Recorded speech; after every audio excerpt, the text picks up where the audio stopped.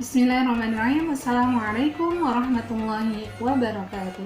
Alhamdulillah wassalatu wassalamu ala Rasulillah Muhammad alladzi la nabiyya ba'da. Asyhadu an la ilaha illallah wahdahu la syarikalah wa asyhadu anna Muhammadan abduhu wa rasuluh. Amma ba'du. Alhamdulillah, kali ini kita bertemu kembali untuk mempelajari beberapa dasar dalam bahasa Arab. Dan untuk kali ini insyaallah kita akan membahas pembagian kata dalam bahasa Arab. Allah Subhanahu wa taala berfirman di dalam surah Yusuf, A'udzubillahi minasyaitonirrajim. Inna anzalnahu Qur'anan Arabiyyan la'allakum ta'qilun. Sesungguhnya kami menurunkan Al-Qur'an dengan berbahasa Arab agar kamu memahaminya. Lalu di dalam surah Az-Zukhruf surat yang ke-43 di ayat yang ketiga, Allah Subhanahu wa taala berfirman, Inna ja'alnahu Qur'anan Arabiyyan la'allakum ta'qilun. Sesungguhnya kami menjadikan Al-Qur'an dalam bahasa Arab supaya kamu memahaminya.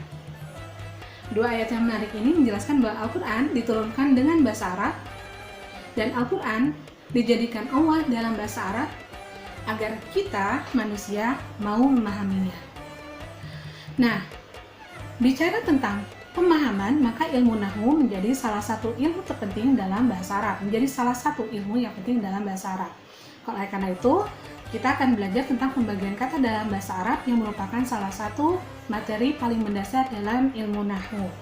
Baik, pertama kita akan coba mempelajari apa itu ilmu nahwu. Kita perlu sedikit tahu tentang apa itu ilmu nahwu. Nahwu ini merupakan salah satu cabang ilmu dalam bahasa Arab, ya, merupakan salah satu cabang dalam ilmu bahasa Arab. Mungkin bisa kita samakan, walaupun tidak secara sepenuhnya sama dengan grammar dalam bahasa Inggris. Nah, ilmu nahwu ini memiliki keunikan, dia bertugas untuk menjelaskan kepada kita satu, posisi sebuah kata dalam kalimat. Lalu kedua, harokat akhir dari suatu kata, dan yang ketiga adalah bagaimana i'rab kata di dalam jumlah di dalam kalimat yang sempurna. Nah, selanjutnya setelah kita tahu nahwu, maka kemudian wajarlah ketika Allah menyebutkan agar kita memahami, maka perlu kita memahami ilmu nahwu itu sendiri. Seperti kita ketahui, umumnya struktur bahasa di seluruh dunia umumnya disusun dari huruf, lalu huruf dirangkai menjadi kata, dan kemudian kata dirangkai menjadi kalimat. Dalam bahasa Arab, kita kenal dengan nama huruf hijaiyah. Huruf hijaiyah inilah yang menjadi aksara atau huruf dalam bahasa Arab. Jumlahnya terdiri dari 28 huruf, hamzah, ba, ta, tha, hingga ya. Dan untuk ke-28 huruf ini adalah huruf yang bisa berharokat fathah, kasroh, dhammah, serta mungkin disukunkan. Dan kita perlu mengetahui bahwa ada satu tambahan huruf yang hanya bisa berharokat sukun, yaitu huruf alif. Jadi jumlah huruf hijaiyah semuanya bisa kita sebut ada 29 huruf. Seperti kita ketahui tadi bahwa kata adalah susunan huruf. Yang perlu diperhatikan di sini, kata dalam bahasa Arab disebut dengan kalimah. Sekali lagi kita lihat, kata dalam bahasa Arab disebut dengan kalimah. Jadi, karena kita akan mempelajari bahasa Arab, maka kita perlu membiasakan diri untuk mendengar kata kalimah yang berarti kata. Kalimah dalam bahasa Arab berarti kata dalam bahasa Indonesia. Kalimah, ingat itu. Nah, itu tadi judulnya adalah Aqsamul Kalimatil Arabiyyah, pembagian kata dalam bahasa Arab. Sedangkan untuk kalimat yang kita kenal dalam bahasa Indonesia, maka dalam bahasa Arab kalimat disebut dengan jumlah. Sekali lagi, kalimat dalam bahasa Arab disebut dengan jumlah. Jadi, ada huruf yang kita kenal dengan huruf hijaiyah, lalu ada kalimah yang berarti kata, dan ada jumlah yang berarti kalimat. Ingat-ingat hal ini agar kita tidak bingung ketika menyebut kalimah yang berarti kata dalam pelajaran selanjutnya. Baik, kita mulai pelajaran kita tentang aqsamul kalimatil arabiyyah, pembagian kalimat, pembagian kata dalam bahasa Arab. Kata atau kalimat dalam bahasa Arab dibagi menjadi 3. Oke, dibagi menjadi 3. Yang pertama adalah isim. Kita biasa menyebutnya isim. Lalu ada fi'il. Lalu ada harf. Isim, fi'il, dan harf. Itulah 3 kata yang dibagi di dalam bahasa Arab, yaitu kalimat dalam bahasa Arab. Baik, sekarang kita masuk tentang isim. Al-ismu adalah setiap kata yang merujuk pada manusia, hewan, tumbuhan, benda mati, tempat, waktu, sifat, ataupun makna yang tidak terikat dengan waktu. Nah, untuk yang terakhir ini yaitu makna yang tidak terikat dengan waktu, nanti dalam bahasa Arab disebut dengan masdar. Isim biasanya dalam bahasa kita, dalam bahasa Indonesia lebih sering disebut dengan kata benda. Jadi, isim lebih sering dilekatkan dengan sebutan kata benda. Walaupun nanti tidak semuanya berarti kata benda. Tapi kita bisa sebut bahwa isim secara singkat adalah kata benda. Untuk contohnya, kita lihat.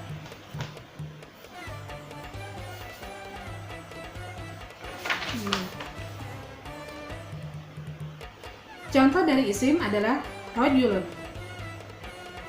asadun, singa, zahrah, bunga, ha'id, tembok atau dinding, al-qahirah, Kairo, nama tempat, syahrun, bulan, yang menunjukkan waktu. Lalu ada nadhifun yang berarti bersih.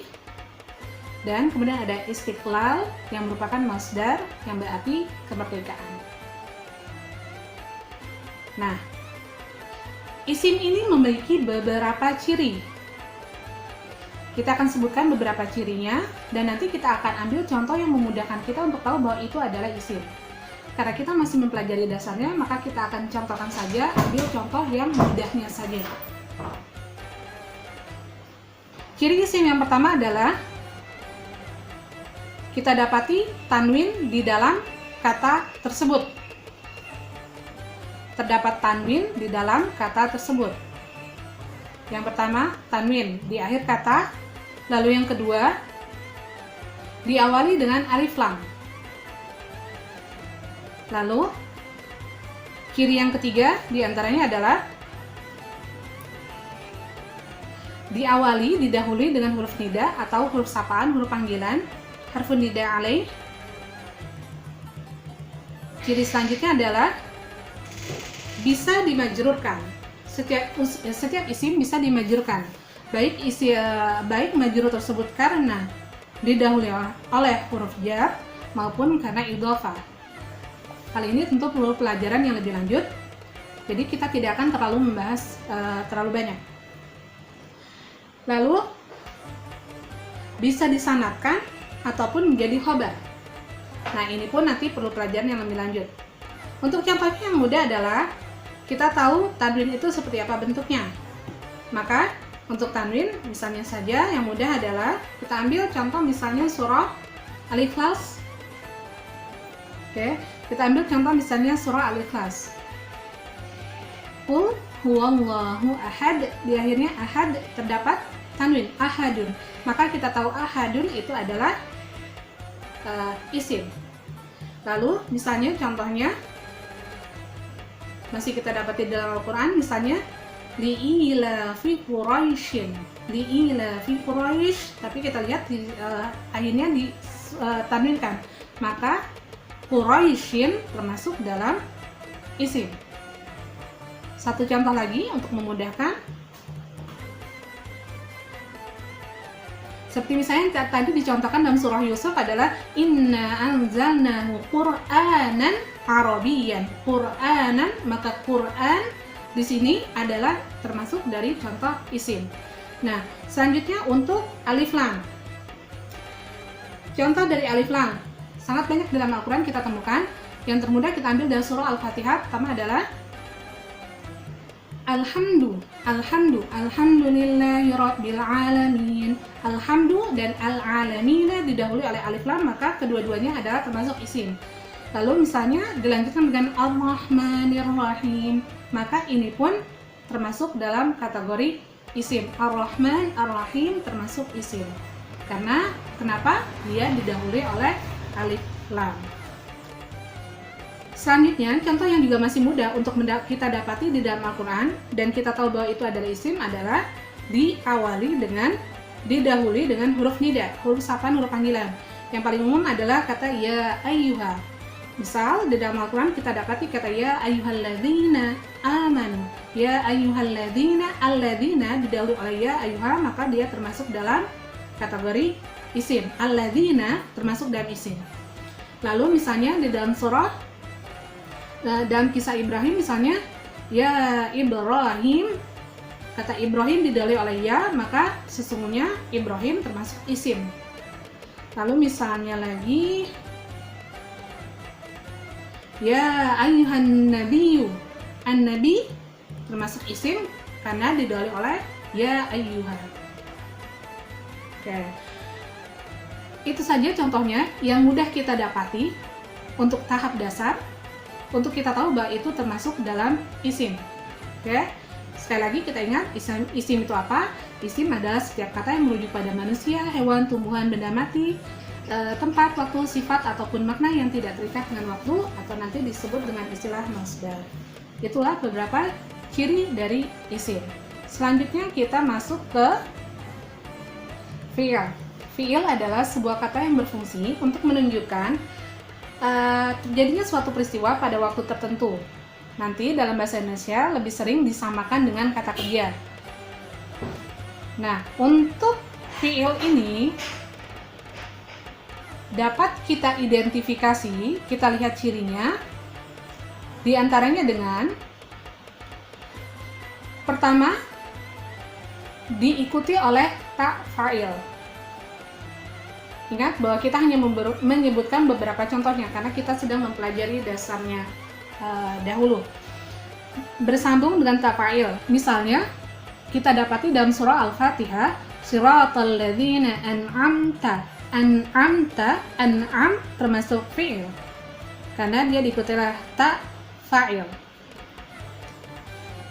Ciri fi'il selanjutnya diantaranya adalah bersambung dengan ta ta'nits. Di dalam surah Al-Dzariyat misalnya kita dapati contoh fasakkat wajhaha wa qalat ajuzun aqim.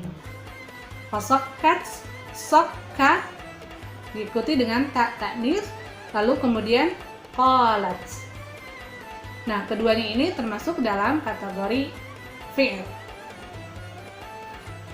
Ciri fi'il selanjutnya yang bisa kita temukan juga dengan mudah adalah bersambung dengan nun taukid. Dan salah satu ayat yang cukup dikenal adalah wala in syakartum la azidannakum, la azidanna.